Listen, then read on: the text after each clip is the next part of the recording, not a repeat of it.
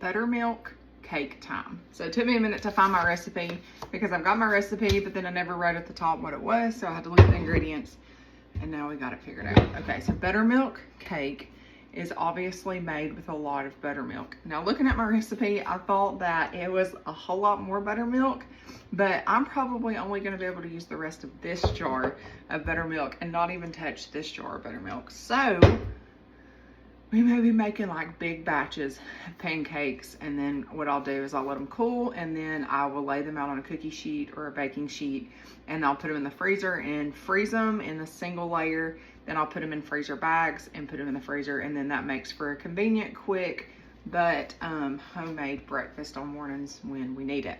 So we're gonna go in with this buttermilk cake. It's 1.5 cups of buttermilk. I was so hoping it was like 5. I haven't made this in a while.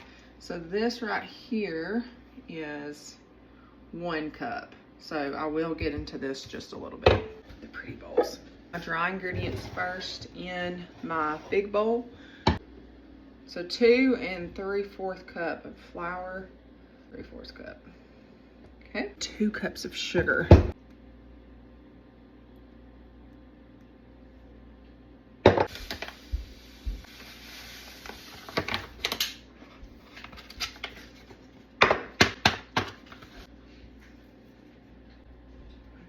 Okay, so that doesn't go in there.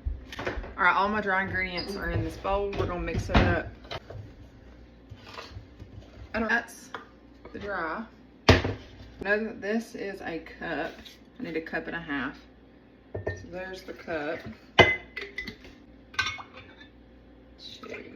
3 eggs and 1 egg yolk.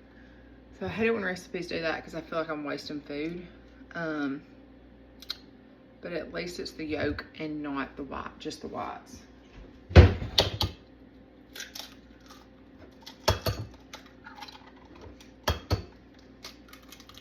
There's 3.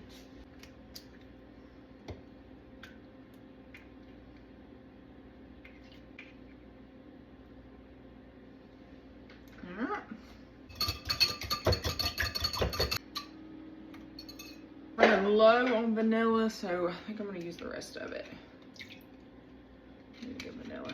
Alexa, add vanilla to the shopping list.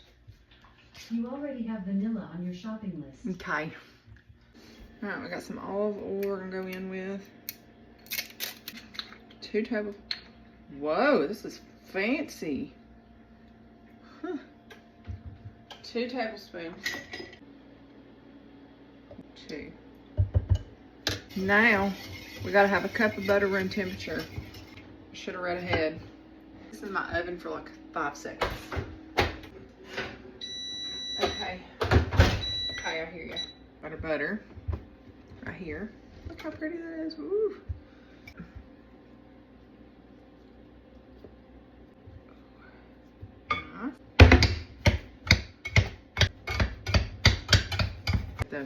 The big guns out. Okay.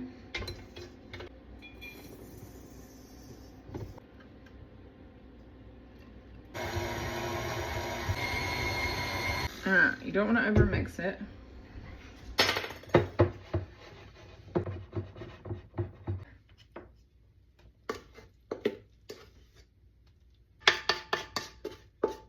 Here we go.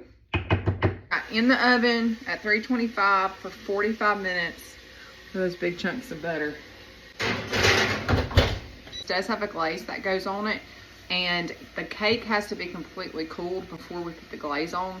So I'm not gonna make that right now. We'll wait until the cake gets done and let it cool, and then we'll throw that glaze together. The glaze consists of butter, brown sugar, vanilla, which we use the rest of the vanilla, buttermilk, and confectioner sugar. All right, we got about 20 minutes left on our cake cooking in the oven, so I'm gonna go ahead and put together that glaze, and then we're gonna let the cake sit for about 15 minutes before we glaze it. Now I'm using coconut sugar. Most of the time that's what I use when it calls for brown sugar. All right, we need 1/4 cup of buttermilk.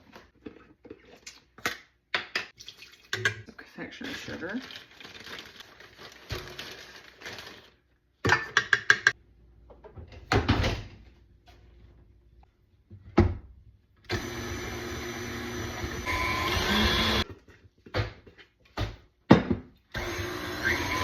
topper's still a little bit shaky. You see that right there?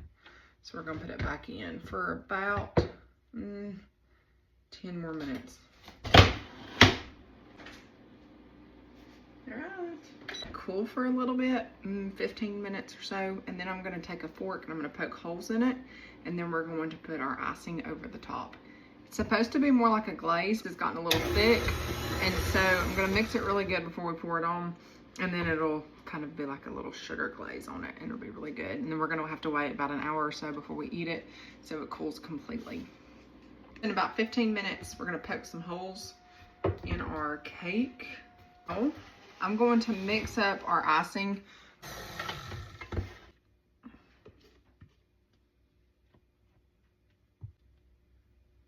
It's iced. We're gonna let it cool, and then we'll get to cut into it. All right, it has been about 2 hours. We got school out of the way, so we're gonna cut into this big, beautiful cake and get us some.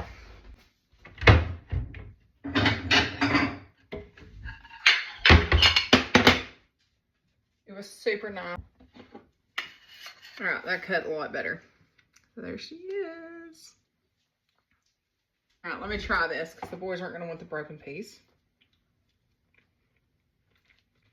Really good.